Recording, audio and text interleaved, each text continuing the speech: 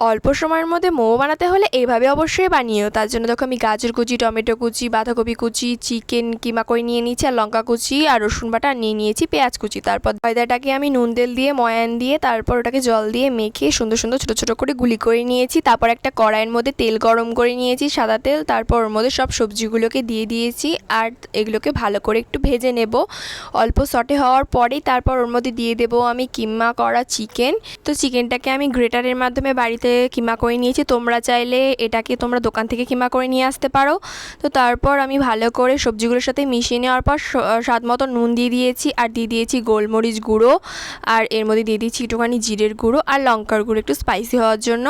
আর তারপর দেখো আমাদের ভাজা হওয়ার পরেই কিন্তু আমাদের পুরো একদম রেডি। এরকমভাবে আমি শেপ দিয়ে সব মোমোগুলোকে বানিয়ে নিয়েছি, আর কড়াইয়ের মধ্যে জল দিয়ে আমি ওপরে একটা ঝাঁঝরি থালার মধ্যে তেল পলিশ করে এভাবে স্টিম করেছি। তো আমাদের মোমো কিন্তু একদম রেডি, টেস্টি টেস্টি মোমো। তো আজকের মতো টাটা, বাই বাই।